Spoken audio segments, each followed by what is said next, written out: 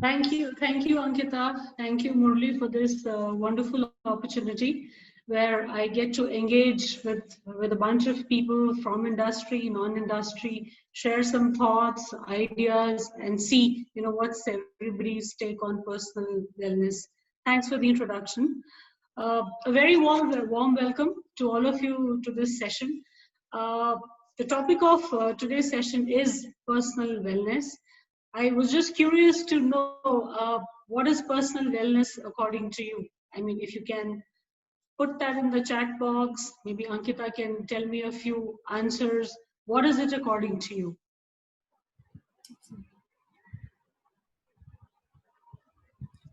All of you can use the chat box to send your answers to everyone.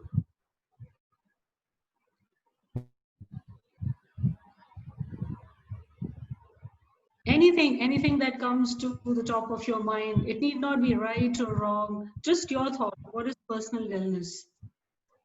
Okay, so we have started to receive some answers. Okay. Amita is saying physical and mental wellness, staying happy and stress free. Very nice. Maintaining our mental health is personal wellness. Very nice. Right. Good. So Happiness, fitness, mentally and physically. There are a lot of answers coming in. Shikha. absolutely correct. So most of you have hit the bullseye. Personal wellness, I will cover a few very basic areas under personal wellness. This is not a full blown, very detailed presentation, but a very basic idea of what is personal wellness to all of us. What are the different dimensions, right, in today's lifestyle? How do you achieve those personal wellness goals? And how can you change certain habits in your life which will change to a different lifestyle? Yeah. So like most of you said, personal wellness is a deadly combination of body, mind, and spirit. Health of the body, of the mind, and the spirit, right? Practicing healthy choices in your life, right? To bring a balance in the lifestyle, right?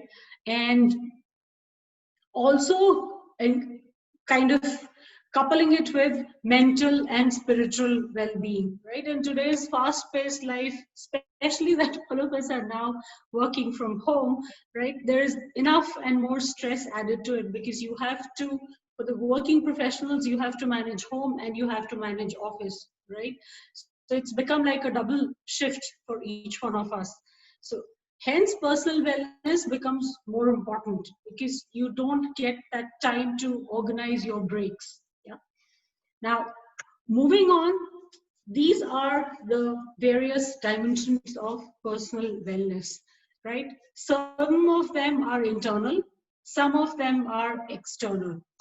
Can somebody tell me which of these are internal and which of these are external?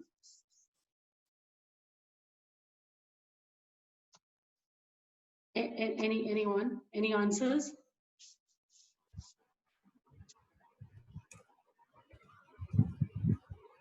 Okay, I'll help you guys with Emotion that. is internal, Perfect. spiritual and intellectual. Perfect. Environmental, social, vocational is external. Correct. Right. Yep. So most of the answers, all the answers that you gave are correct. So these are the internal dimensions of personal wellness. Now, why are they internal dimensions? Because they deal with the mind, body, and spirit. And that's what I have called out here. It is related to the state of your body, mind, and spirit. While the other four dimensions that you saw on the previous slide are external, because they are related to the way you interact with the outer circle, right, or with the society. So we'll come back to that in a bit. Moving on, I will take you through these dimensions. The first one is spiritual wellness, correct? Now, for most of the people, what is spiritual wellness? It is religion, it is prayer, it is all of those things. But spirituality is much beyond, just prayer and religion, right? It is about your system or your values or your beliefs that give you a sense of purpose. it all relates back to the kind of upbringing, right? Since how have you been brought up as a child? What kind of values have been inculcated in you by your parents, peers, society, friends? All those elements come into place, right? And by being spiritually well, right, or by being adding the spirituality angle to the lifestyle, how do you cope up with day-to-day issues, stress, fatigue, all of that, right? So that is spiritual wellness. Now, I have given a couple of examples here, and it goes much beyond this. Now, some of you must be thinking, right? Meditation, prayer. I can't go to the temple because it's locked down. We are supposed to be in a house arrest. How do I practice? Because some people really need a God's idol in front of them to pray, right? Some people find that peace or solace in a temple and not otherwise, correct? How do I be closer to religion? How do I be closer to God? So, what do we want to do during COVID times? God is everywhere, guys, right? We really don't need an entity or an institution where we want to sit down and pray. During COVID, what can you do? Right? Showing empathy, according to me, is one of the biggest means of attaining spiritual wellness. Now, we've been hearing a lot of stuff, right? There is, how can you show empathy? By helping others, right? There are various ways to help. I mean, we keep hearing in the news, right? There is a Prime Minister's Relief Fund. You can donate to that. You can be empathetic towards the people who are suffering from this. Whatever help you can provide in terms of financial help, in terms of moral support, right? That brings inner peace. That brings joy because you're giving back to the society. You're giving back to people who have been affected uh, by this pandemic, correct? Yoga is another thing that I have been a practitioner of late. It's just about 3 months, guys. uh, 20 minutes in the morning, right after the first hour, right? It helps you bring focus, concentration, and relieves a lot of stress. And in today's corporate world, where there is double pressure or intense pressure on all of us to perform even better, everything has become very technology centric. Murli and I were talking about that sometime back. Skype, Teams, Zoom calls, right? The human connect is missing. It's adding to more stress. So, how do you attain peace? Is probably through yoga. And that is my personal experience, which I thought I should share with the larger audience here. So, this is about spiritual wellness. I will move on to the next dimension. Is everybody okay with that? Maybe people can just respond to Ankita, yes, no. Okay, fantastic. I see people giving reactions. Yeah. Perfect. Great. Thanks. Okay. Uh, Moving on, physical wellness. Pretty easy to understand, right? Engaging ourselves in activities without physical strain. Now, physical wellness doesn't mean that, you have to do heavy exercising, right? You have to burn those calories. Physical wellness is about feeling good, about feeling well, about feeling healthy, energetic when you get up in the morning, right? It is about including a good diet, a good sleep pattern, right? And some amount of physical activity. To me, that is physical wellness. Yeah. And what happens when you are physically fit and fine, right? You feel energetic throughout the day. You're able to perform your tasks without any hindrances. The mind is at peace. I don't know if a lot of you would have heard, I have some people in my own network, right? When they're extremely stressed, they practice their favorite form of exercise.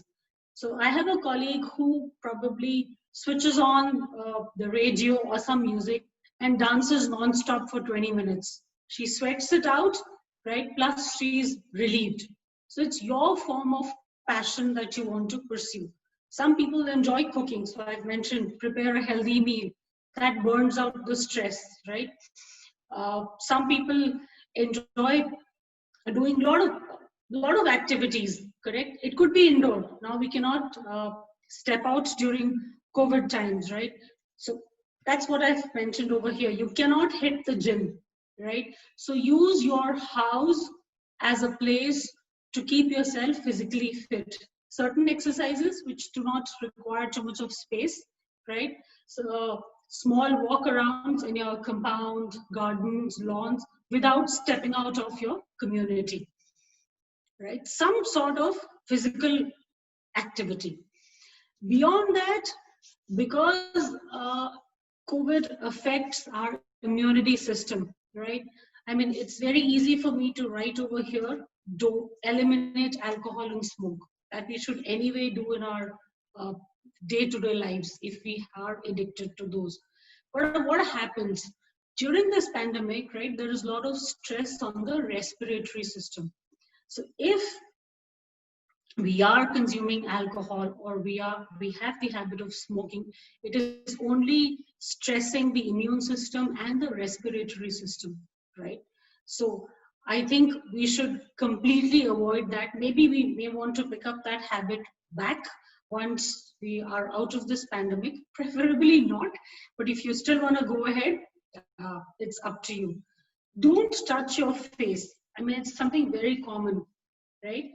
But I was reading somewhere, the research says that an average individual touches his or her face 2,000 to 3,000 times a day, right? We all keep hearing it in the news. There's enough and more information on the internet that do not touch your face.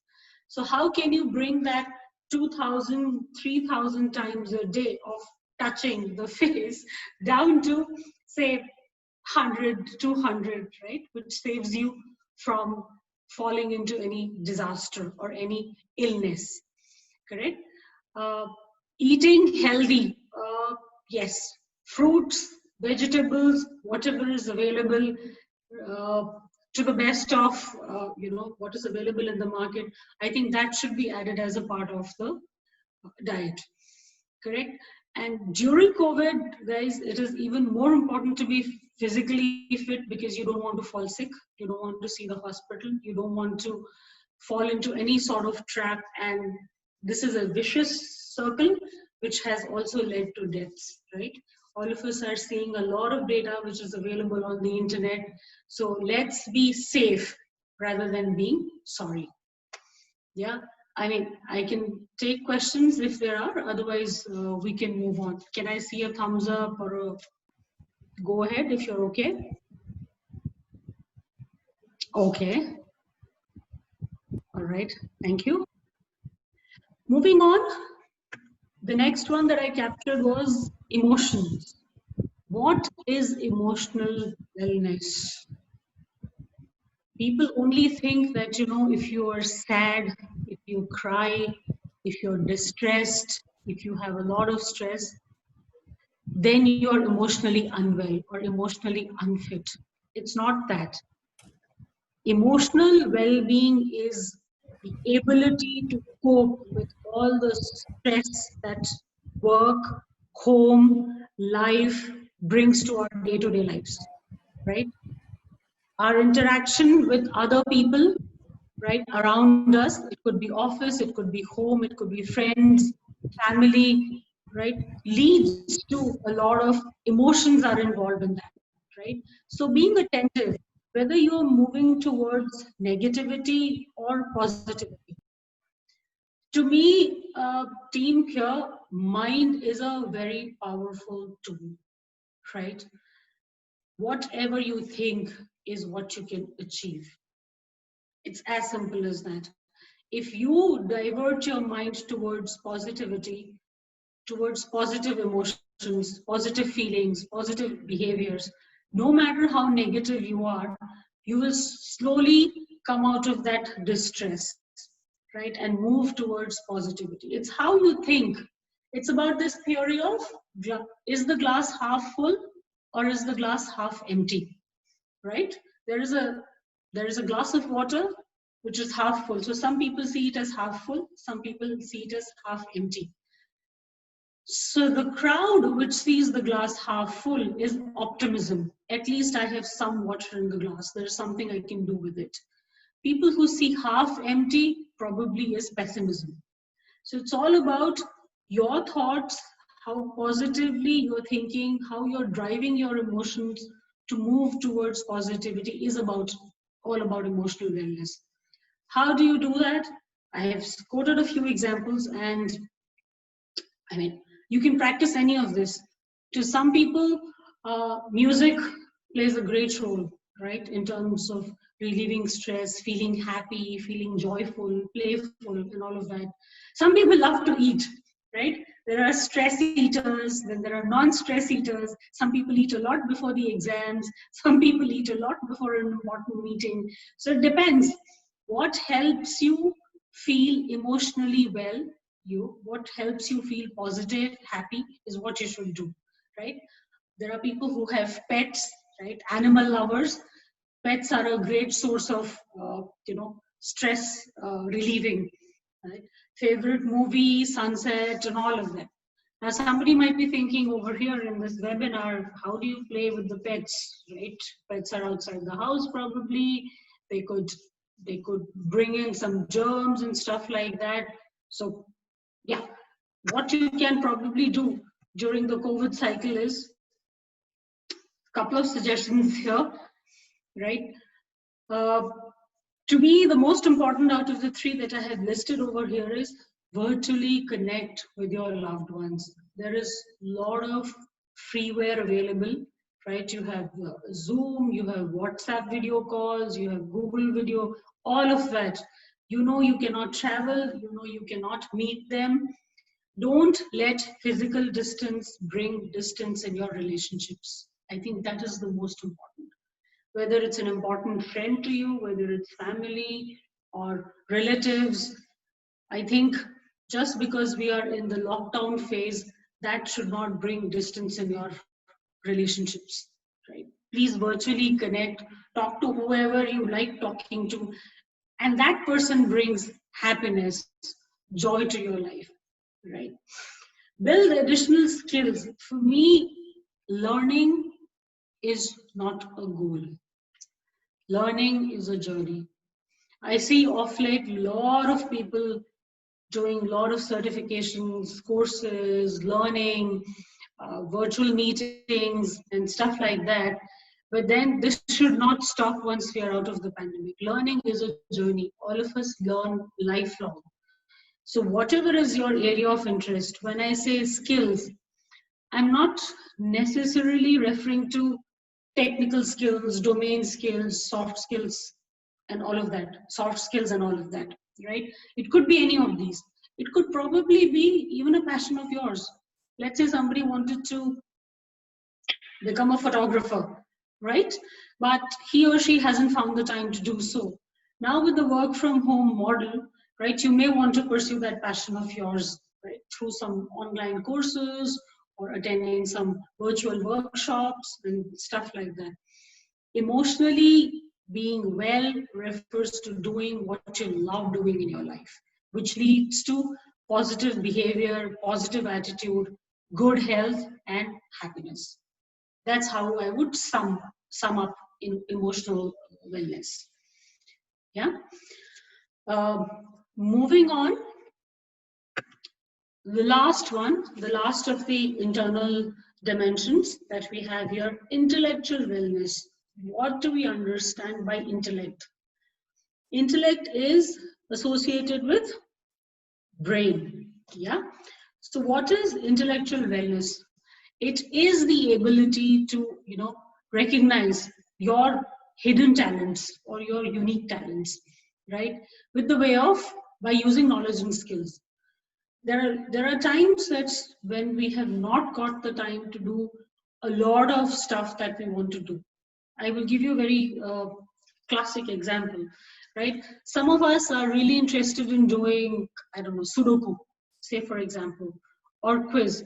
So involve yourself in activities or tasks which are challenging, which tickle your brain, which prompt you to think, to focus, time, speed, efficiency. A lot of guys, uh, a lot of people, not guys, sorry, a lot of people play games on the internet, right?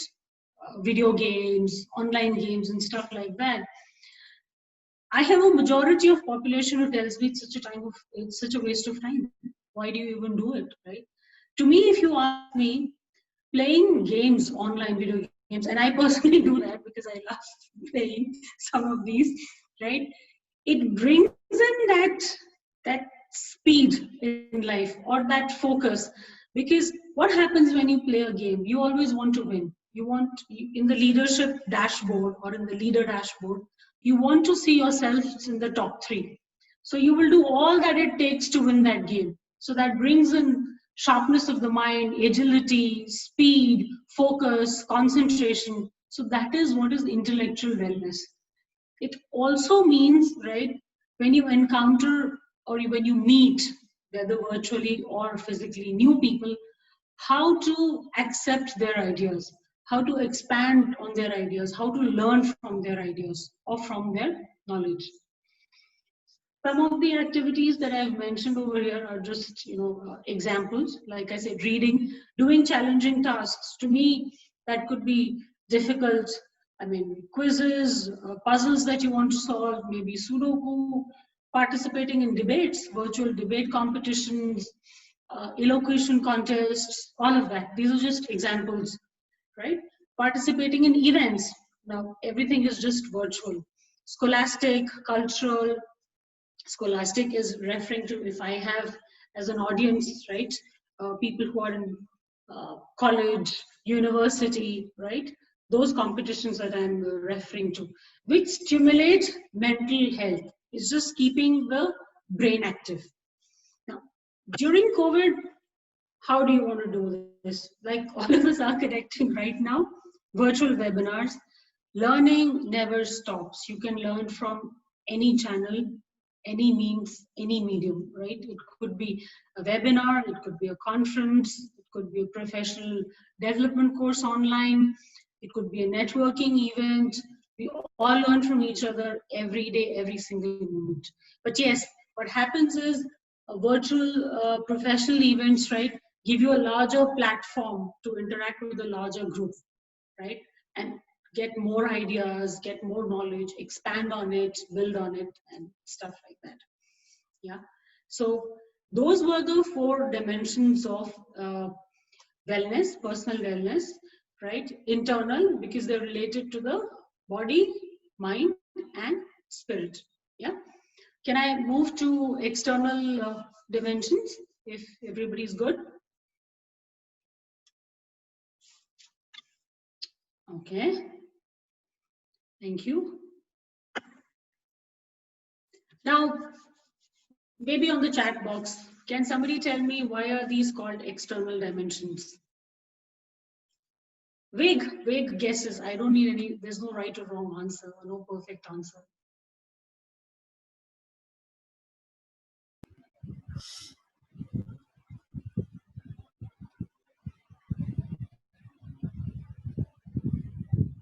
Okay. I think we have not even. Can you repeat the question, Shikha? Maybe once more. Sure. I'm asking the audience, can somebody tell me why are social, environmental, vocational, and financial wellness components called external? We just went through the internal dimensions. Why are these called external?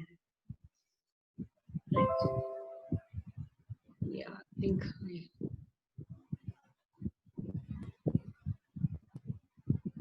No worries on that. I can help them. If you guys remember, in the beginning of my presentation, I said internal is connected with mind, body, and soul, spirit, right? Mind, body, and spirit.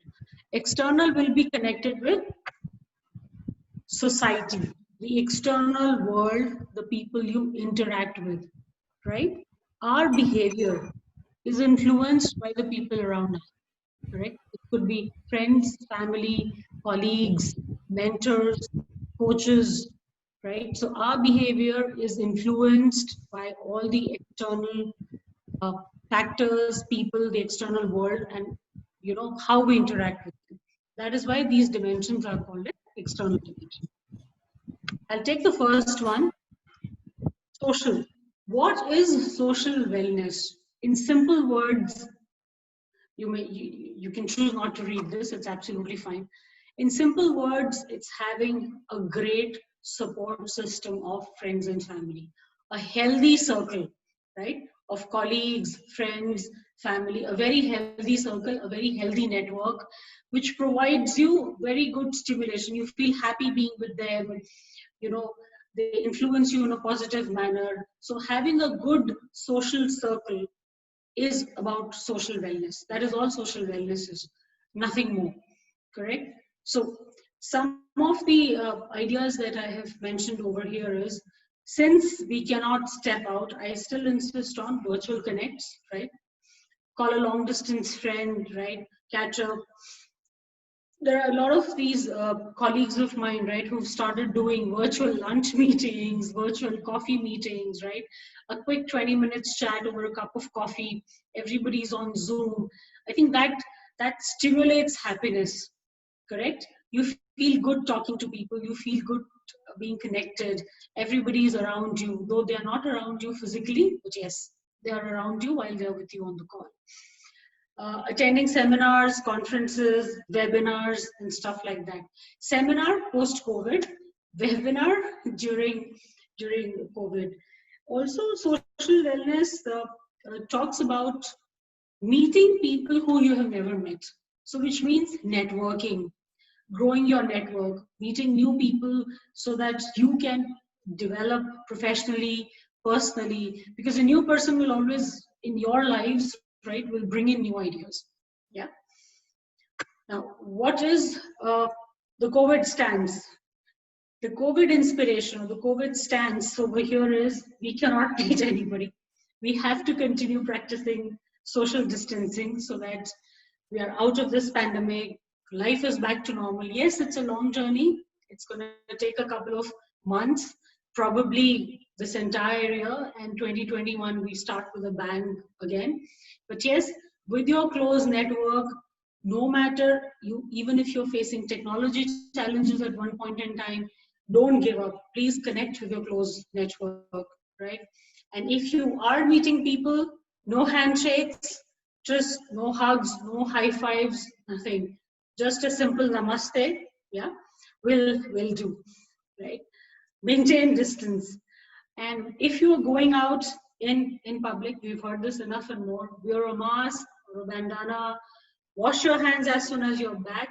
And the guidance, minimum guidance around washing hands is at least 20 seconds. Rub those hands so that all the germs flow away with the water and you're safe. Beyond this, I think another thing that I would recommend is people who use specs, right? Instead of that, if you can use contact lenses, that'll be even better, because even the specs can attract germs. Yeah. So those are the ideas that you can probably adopt during uh, COVID, right? During this pandemic situation. And yeah, I think these are the ones that I can quickly think of. And then there's much more you can do. But then, yes, connecting with your network, either professional or personal, should not stop, right? Virtual connect has to happen. It is very important for everybody's wellness. See, the virtual connect will give you emotional wellness, will also give you spiritual wellness, will also give you social wellness, right? Our friends, family, colleagues are our lifelines. Those are the support system for any individual. Yeah. So that's my take on social wellness. Moving on, financial wellness, money, right?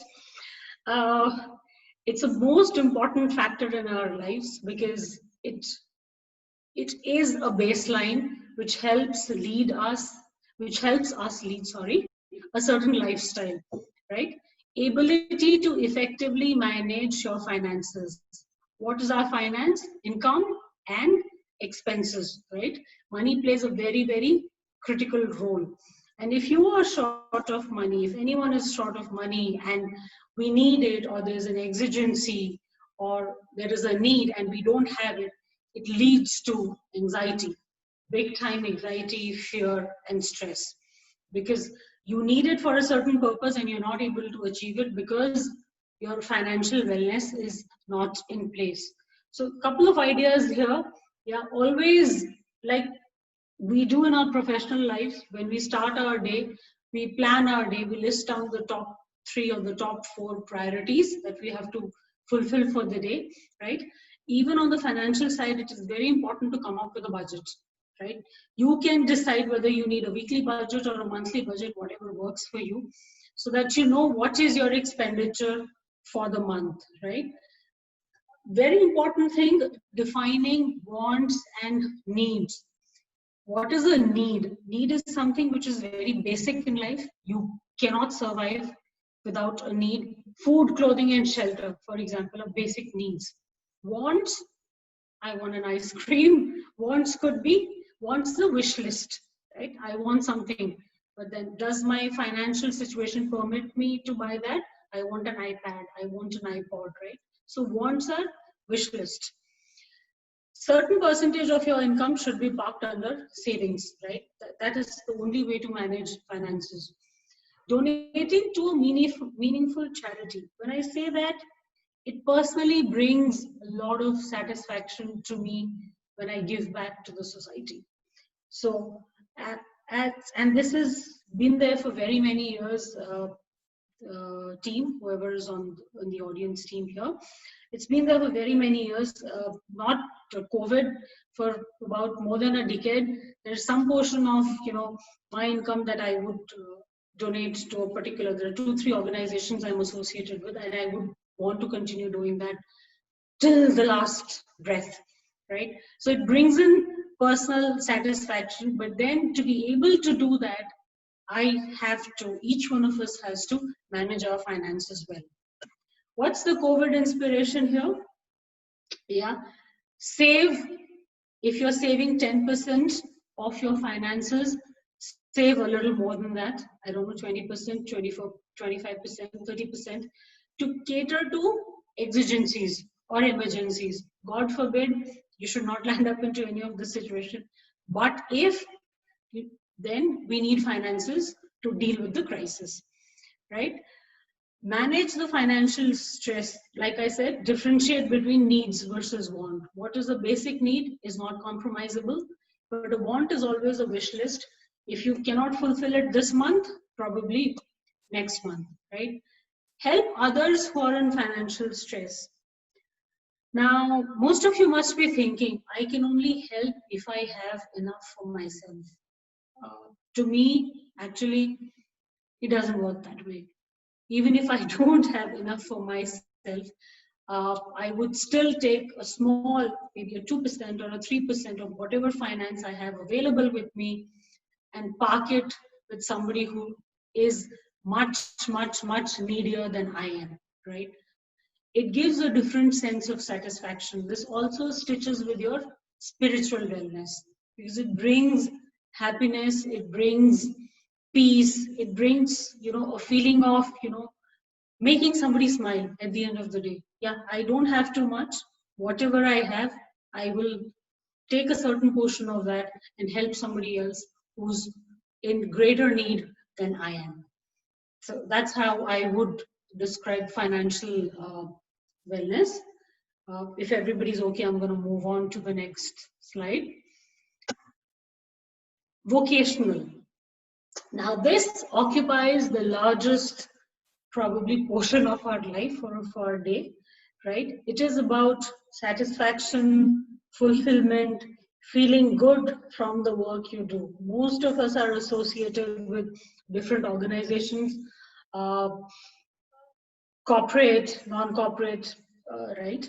So the work that we do, the tasks that we perform, or the role that we are playing, right, should give us satisfaction. That is wellness. If you're not happy with your job, don't crib, just leave, right? Or look for something else, and then move on in life. Because cribbing or painting with the role that you're playing doesn't help. It actually, what should I say? It actually harms. It harms your internal wellness factors, right? Health, mind, body, spirit, because you're distressed. So to me, vocational wellness is absolute satisfaction from the work you do, while you are also finding time to manage work and life. Bring a balance, right? Find time for your hobbies, activities, build relationships. You love working with your co-workers, right? It's a great team, it's a great environment, there's a lot of positive energy, and there is no stress at the workplace. So if all these factors are stitched together, then guys, you are actually working in a very wonderful environment, right? What does it do? You feel happy, you feel great about it. When you talk to other people in your network, you always say, hey, look, I'm a part of Winwire Technologies, which gives me that kind of exposure, right? Everybody is willing to help. We're all one team. We pitch in against each other. There are no lines between HR, and I'm telling you this from my personal experience. There is no divide between what is HR, what is L&D versus what is recruitment. All these teams roll up into one big function, though there are different leaders managing it, but we are all one team, and we pitch in to help each other to upskill each other whenever it is required. That is the synergy that this whole team has, right? Some of the examples that are there in my presentation here: attend a career fair, networking events, which, like even I said in a while back, that adding new people to your network, to your life, right? Especially professional network, brings in a lot of professional development in your own lives, right? Finding a work-life balance, right? So work is hectic, we all know that, but maybe we can shell out some time over the weekend to pursue our passion. Yeah, I love, so for example, I don't, but for example, I love playing musical instruments and I have a synthesizer at home. Maybe Monday to Friday, I don't get time to do it, but maybe a Saturday I can pick up and pursue that passion. Yeah. Uh, Professional goals and join groups in your respective field. It is absolutely important to have professional goals in life. I have always believed there is a difference between having a job versus having a career. And I will explain this to you. I will take a moment and tell you what I am trying to say. Having a job is somebody, who has a job, goes to the office, fulfills his daily tasks, blah, blah, blah, monthly targets, comes home, which gives him a salary, his household is running, we are good. That is having a job. Having a career means you aspire to achieve, you aspire to grow, right? And you look at different avenues which will help you grow professionally, right? It could be through self-learning, it could be through skilling, upskilling, it could be through networking. It also could be the potential or the ability to show that you're ready for the next level, right? You're operating at a next level role, right? You're capable of doing the next level role. So that is the difference between having a job is just doing your job and finishing it off. Having a career is aspiring to do something in life and working towards it. Yeah. During COVID times, what can we do? Use digital means to build a home office, right? Since all of us are working from home, right? There are a lot of disturbances, and it is but natural, and that is going to be the new normal, right? There are, I mean, you will see family people in the background and stuff like that, which is okay probably. But as a best practice, what you can do is you can set up a home office. And when I say you can set up a home office or build a home office, is make sure you're connected to all the necessary tools that you need, right? Uh, you are probably sitting in an environment which is office compliant, which is away from environment. It could be a room, it could be a study, it could be any place in the house which is slightly secluded from the rest of the house to keep you away from disturbances, so that you can perform your job or your tasks to the best of your ability, right? To me, focus is very important. If I have to work on important assignments, and my team at office knows that, and I'm sure lots of you practice, I probably put the DND, do not disturb mode, on my messenger, so that for that 1 hour or half an hour I'm not distracted. I have anyway set up a home office and talking to you from there, right? And yeah, so those are some of the best practices which will enable you to perform your role to the best of your ability and to the best of the expectations from the role. Yeah. Seek online consultation or professional development instead of face-to-face meetings. Yes, we all said we are completely dependent on technology, right? There is there is nothing that is happening in person. There is no human connect. We are not meeting anybody. Our offices are closed, right? We continue to operate from home. So leveraging on technology is the key. When I also say online consultation, let's say you are working on pieces of assignment which you have never done before, right? You want to invent or explore something new in your job work. So there are these lot of professional consultants or online forums which will give you information on the subject matter that you're looking at. So leverage on those if you can, uh, for better output that you would want to produce as a part of your assignment that you're planning to do.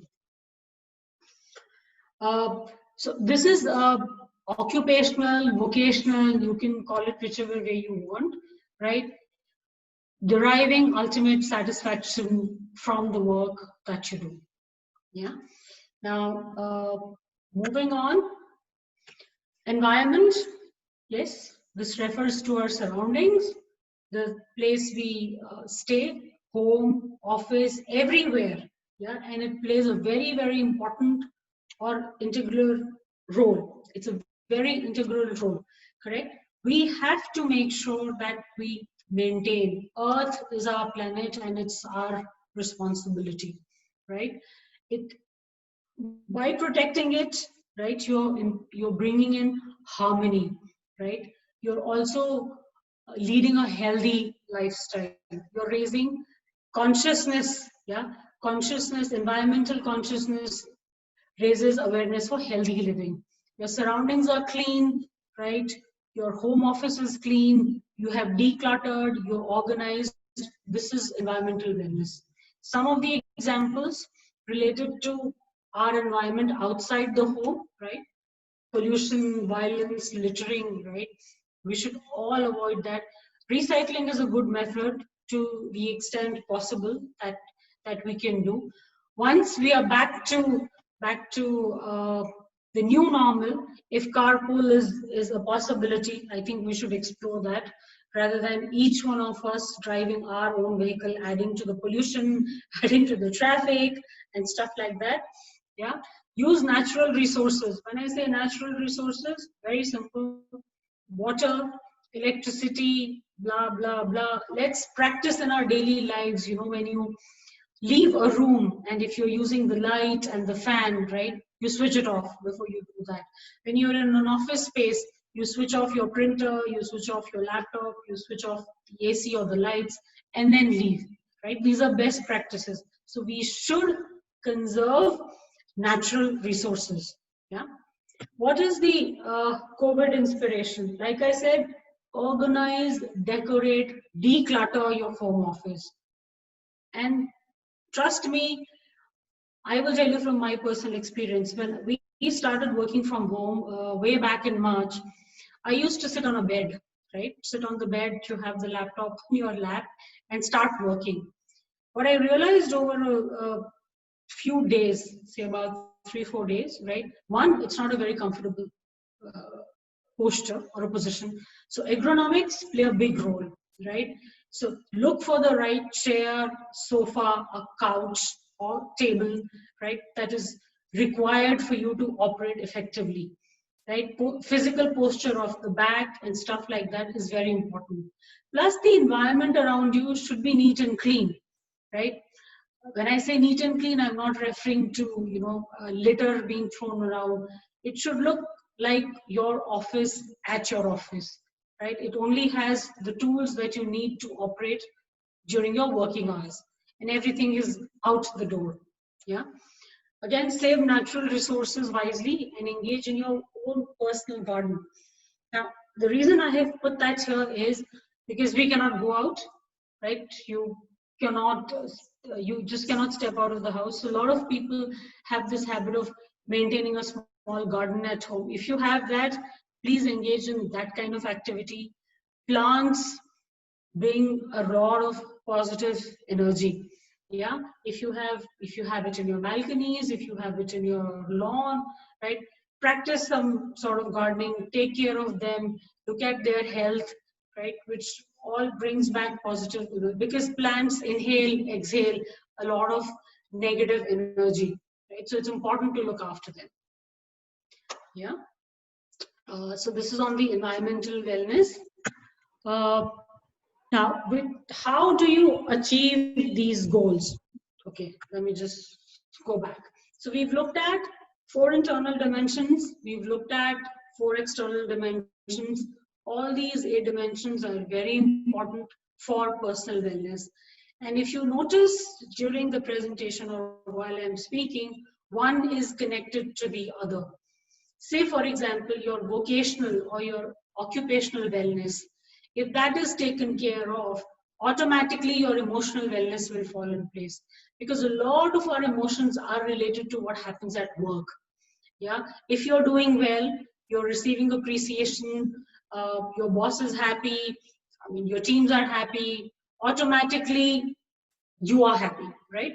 That leads to positive energy, which gets translated in your interactions with the others at home or in friend circle, correct? So all these dimensions are related to each other. One impacts the other, correct? Now, how do you achieve these goals? I have just put very, very simple points, nothing very complicated. The first thing is to set a SMART goal, correct? The first of the month, right? Let's say somebody wants to lose weight, wants to feel physically fit. I will start next month on the 1st of June, 1st July, 1st August. That first of the month for most of us doesn't come. So don't set a goal which is very difficult to achieve. Set a small goal which is achievable, right? So that you can start. The start is important. The journey is important. Yeah. Stay focused. If you still want to achieve a bigger goal, break it into small milestones. Say you have a 30 days target of physical wellness, for example, right? Uh, Break it into milestones every week, right? There are 4 weeks in a month. Every week, what is it that you want to achieve? And monitor your progress on a weekly basis.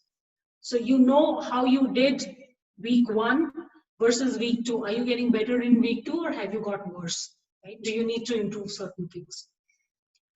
Mix it up. Don't get stuck. So keep alternating. You know, juggling, right? A juggler keeps juggling with various balls, right? 2, 3, 4, right? In recruitment, since I'm from talent acquisition background, a lot of us, we work on these open demands. Now, for example, I have 3 demands. I've got bored of it, right? Or my team says, Shikha, these 3 are just too, it's not happening. Can you add 2, 3 more to my kitty? So they keep juggling between these requirements. It gives them variety. It gives them flavor, right? It takes them out of the boredom and closures become faster, right? So mix up your personal wellness goals. Don't take all 8 at a time. Maybe start with 2 or start with 3. Do a combination, what you want to achieve, and then take it forward from there. Yeah. Enough sleep. I know it's a very basic point. Um, the olden times or the yesteryears, the thought was an ideal sleep duration is 8 hours. Today that has become 7 hours. With our corporate lives, it has become 6 hours. And I think some of us only sleep for 5 hours because we're all managing UK, US customers. We have conference calls in the night.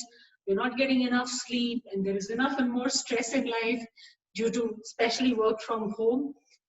Having said all of that, a minimum number of hours of sleep is very important.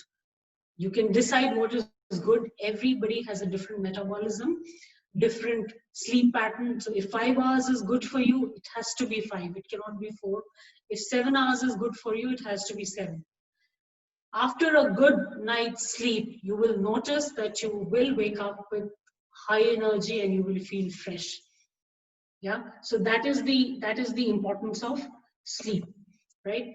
Write it down, schedule. So we all have this habit of whatever you write down, you tend to achieve. You write it down, once you achieve it, right, then you put a tick mark, so it's done. So whichever goals you are taking up as a part of your personal wellness, keep following them. And like I said, at every milestone, whatever you have achieved, keep writing it down and move on, you know, move on to the next milestone. That's how it is. One of the things that has worked for me is a buddy system, whether it is at work or whether it is in my personal life, right? Identify from you have, I'm sure you have a lot of network, uh, friends, family, relatives, colleagues, anybody who subscribes to the idea of personal wellness, right? Fitness, right? Who wants to be a part of this journey along with you. Why not? So then you have healthy competition. It's the two of you. It drives you, it motivates you rather than you doing it alone. You have a buddy who's with you in this journey. Your progress versus his or her progress makes a lot of sense, right? Hold each other accountable. Keep checking on him and he checks on you, and vice versa. I think that's a beautiful example of also a teamwork. And together, whether it's two of you, three of you, or four of you, together everybody achieves. Together everybody succeeds. So these are just small tips. You can add a lot of other stuff as to how you want to achieve. But I thought, to me, these are the 6 most important ones. Uh, there is a lot of other stuff that you can do. Learn to say no, for example. Yeah, learn to say no to things you don't want to do, you don't want to imbibe, you don't want to do, right? uh, Say for example, you don't, I mean, you have a target of physical wellness, right? Maybe you want to lose some 5 kgs and stuff like that, and you have an ecosystem around you, you're at home, who promotes you, or who uh, not promotes you, who compels you to, you know, taste some nice food and calorie stuff and all that. Say no. You have to stick to your plan, you have to stick to your goal. Just learn to say no in a very polite manner, right? And another thing probably that you probably can follow, don't procrastinate. Just do not procrastinate. Let's say if after first week you realize you have not achieved or you have failed, do not let that setback break you down. It's okay. It did not happen the first week, it will happen the second week. The motivation has to be on. The self drive, the enthusiasm, the willingness to achieve your goal has to be there. It's okay. It's okay to fail. Just try till you succeed. And it's all in the mind. Willpower. All that it takes to achieve anything in life, forget wellness, right, is willpower. You make up your mind, you can do it.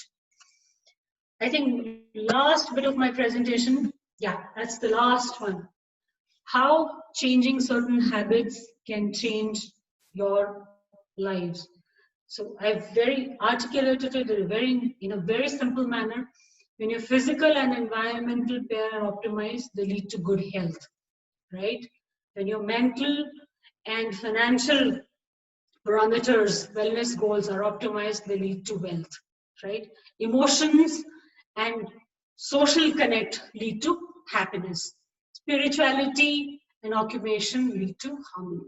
And that's what I said a while back. If you're doing well at work, right, you are at peace, you are happy, you're positive, that energy flows, so that automatically takes care of your spiritual or your wellness goal. Yeah, I think that's what brings me to the end of my presentation. I hope you enjoyed listening to it, and got some insights. I'll be happy to hear from anybody on the session.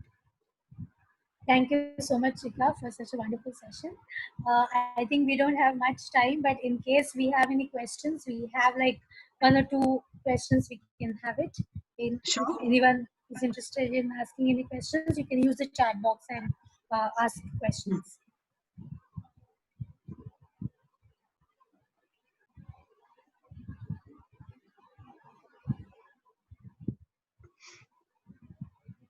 A lot of positive comments coming in.